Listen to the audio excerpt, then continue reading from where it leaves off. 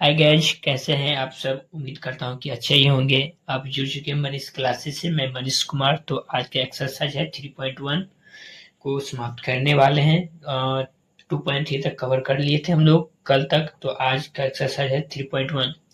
3.1 chapter अलग chapter भी है, लिखा है दो चर वाले रैखिक समीकरण का पहला एक्सरसाइज है 3.1। वही आज कवर करने वाले हैं। क्वेश्चन लिखा हुआ है, आफ्ताब अपनी पुत्री से कहता है 7 वर्ष पहले मैं तुमसे 7 गुनी आयु का था, अब से 3 वर्ष बाद मैं तुमसे केवल 3 गुनी आयु का रह जाऊंगा। जब इस तरह का क्वेश्चन रहेगा तो लास्ट वाला देखना है किस किस का चर्चा। आफ्ताब का है अपनी चर्चा और अपनी पुत्री की चर्चा। जब इस तरह का क्वेश्चन रहेगा तो उसे किस तरह सॉल्व किया जाता है वही आज बताने वाला हूँ। तो चलो बनाते हैं। आफ्ताब अपनी पुत्री से कहता है कि मतलब प्रेजेंट में बोलता है कि 7 वर्ष पहले मैं तुमसे 7 गुनी आयु का था और अब से मैं 3 वर्ष के बाद मैं तुमसे केवल 3 गुनी आयु का रह जाऊंगा। तो चलो बनाते हैं। जब इस तरह का क्वेश्चन रहेंगे तो पहले मान लेना है। क्वेश्चन नंबर 12 लिख देते हैं। लिखना है हल। मान लिया कि लिखना है, मान लिया ज्ञात करना है आयु। मान लिया कि आफ्ताब की उम्र x वर्ष मान लो, x वर्ष तथा फिर कॉमा लगा दो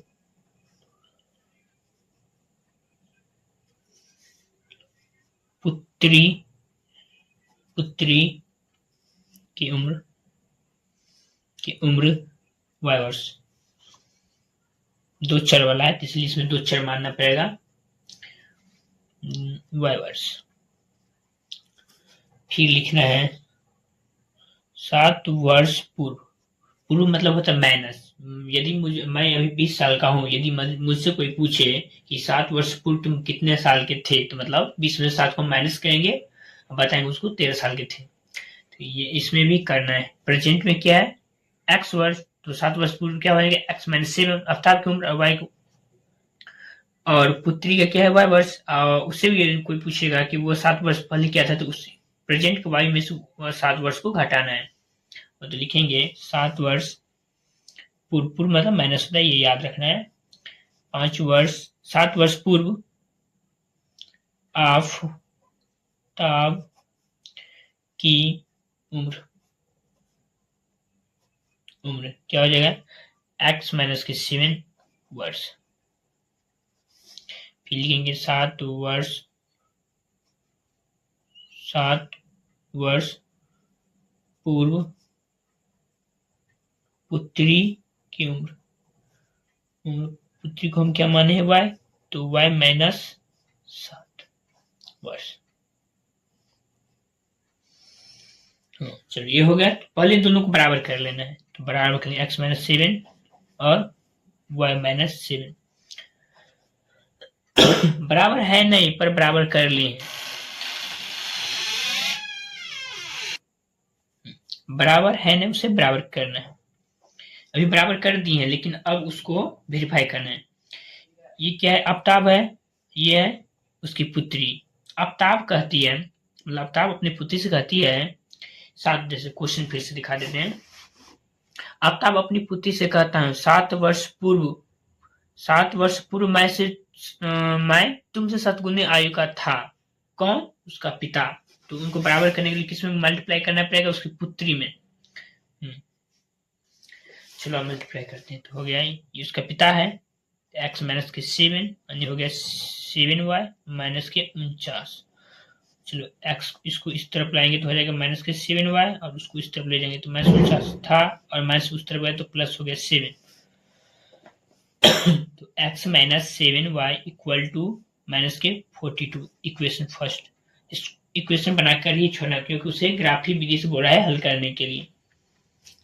तो जब ग्राफ वाला सिखाएंगे तो उस टाइम उसको हल कर देंगे, अभी इक्वेशन बना छोड़ना है। ये तो हो गया 7 वर्ष पूर्व वाला। अब फिर लिखना है 3 वर्ष वाला बात। अब बोला है अब बोला है अब से 3 वर्ष बाद मैं तुमसे केवल 3 गुनी आयु का, तो फिर लिख लेना है फिर पुनः पुनः 3 वर्ष बाद मतलब होता है एडिशन। 3 वर्ष यदि मैं अभी 20 साल का हूँ, यदि कोई मुझसे पूछे 3 वर्ष बाद तुम कितने साल का हो जाओगे, तो बताएंगे उसे 20 3 23 साल का। तो 3 वर्ष बाद आफ्ताब आफ्ताब की उम्र, प्रेजेंट में कितना था, प्रेजेंट में वर्तमान में एक्स, उसमें 3 साल जोड़ेंगे तो क्या हो जाए एक्स प्लस 3 वर्ष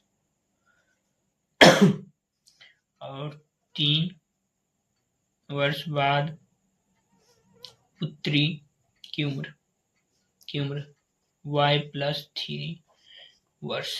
पहले दोनों को बराबर कर लेते हैं, x प्लस 3 बराबर y प्लस 3।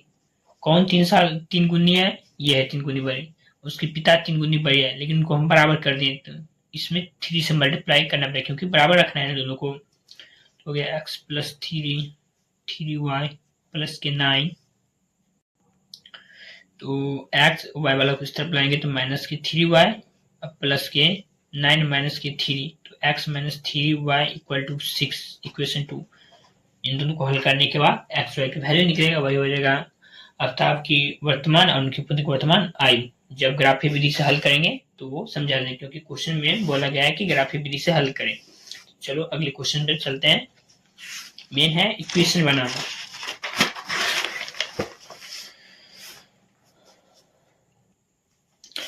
दूसरा क्वेश्चन है किसी क्रिकेट टीम के एक कोच ने 3900 रुपये में 3 बल्ले तथा 6 गेंद खरीदी, बाद उसी ने एक वाला और उसी प्रकार की 2 गेंद खरीदे मात्र 1300 रुपये में, तो इस स्थिति में बीजगणित विधि से ज्यामिति में व्यक्त कीजिए।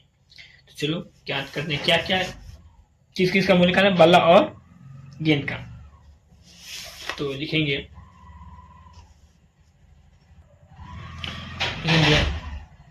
हल, मान लिया कि एक बल्ला का मूल्य बराबर x रुपया, फिर एक गेंद का मूल्य y रुपया। ठीक है, चलिए से बनाते हैं, प्रश्न से लिख लेंगे। प्रश्न बोला है जब 3 बैट और 6 बॉल, मतलब 3 बैट और 6 बॉल मिला के खरीदते हैं तो हमको 3900 रुपया इन्वेस्ट करना पड़ता है। तो एक बैट को हम क्या मान लिए हैं x, तो 3 बैट खरीदेंगे तो क्या होगा 3x प्लस एक बॉल को हम मान लिए y, तो 6 बॉल खरीदेंगे तो 6y, टोटल कितना रुपया खर्च होता है 1300 नहीं 3900 रुपया। तो हो गया ये पहला समीकरण। फिर लिखना है पुनः प्रश्न से।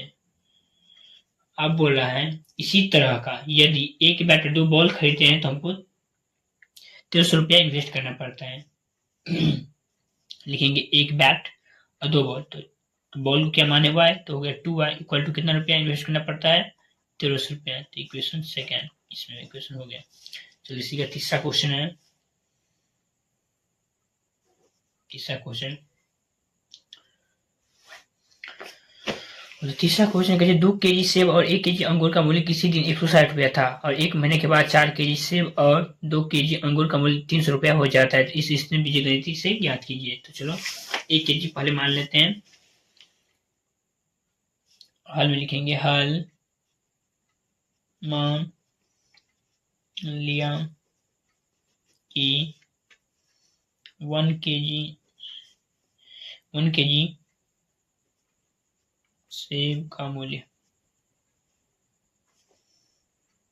बराबर कितना x रुपया। फिर मान लिया कि 1 केजी अंगूर का मूल्य y रुपया, फिर लिखेंगे प्रश्न से जब हम बोला है, जब क्वेश्चन में बोला है जब 2 केजी सेब और 1 केजी अंगूर, तो 1 केजी सेब को माने x, तो 2 केजी सेब कितना हो गया 2x, प्लस दोनों मिला के खरीदा है तो उसको 300 रुपया इन्वेस्ट करना पड़ता है, तो अंगूर 1 केजी तो हो गया y बराबर को 300 रुपया इन्वेस्ट उसे करना पड़ता है। तो इक्वेशन ये फर्स्ट हो गया। फिर कुछ दिन बाद, मतलब 4 महीने के बाद क्वेश्चन में ऐड कर दिया है 4 महीने के बाद, लेकिन कुछ दिनों बाद मान लेते हैं कुछ दिनों बाद जब 4 केजी वो सेब और 2 किलो अंगूर खरीदता है तो उसे सॉरी इसमें 160 ही होगा, 160 ही। तो कुछ दिन के बाद जब वो 4 केजी सेब और 2 केजी अंगूर खरीदा है तो उसको 300 रुपया इन्वेस्ट करना पड़ता है। फिर लिखेंगे 4 केजी सेब, तो सेब को हम 1 केजी सेब को माने x, तो 4 केजी सेब के अंदर 4x प्लस, फिर पुनः प्रश्न लिखेंगे, प्रश्न से 4x प्लस 2 केजी अंगूर तो होगा 2y इक्वल टू कितना रुपया 300 रुपया इन्वेस्ट करना पड़ता है, तो होगा 102। तो ये चैप्टर समाप्त हो गया। तो कल मिलते हैं अगले चैप्टर में, यानी कि 3.2। तो इस चैप्टर को आप लोग प्रैक्टिस कीजिए, काफी इंपोर्टेंट चैप्टर है। इस सब चैप्टर से क्वेश्चन आता है, 5 नंबर में आता है ये सब क्वेश्चन। ये 2 नंबर के हिसाब से क्वेश्चन नहीं पूछता है, पूछेगा तो 5 नंबर में ही पूछेगा। काफी इंपोर्टेंट चैप्टर है ये चैप्टर। इस चैप्टर से हर वर्ष 1 से 2 प्रश्न में आएगा। यदि वीडियो अच्छा लगे तो लाइक शेयर सब्सक्राइब जरूर करें। मिलते हैं अगले वीडियो में। जय हिंद, जय भारत।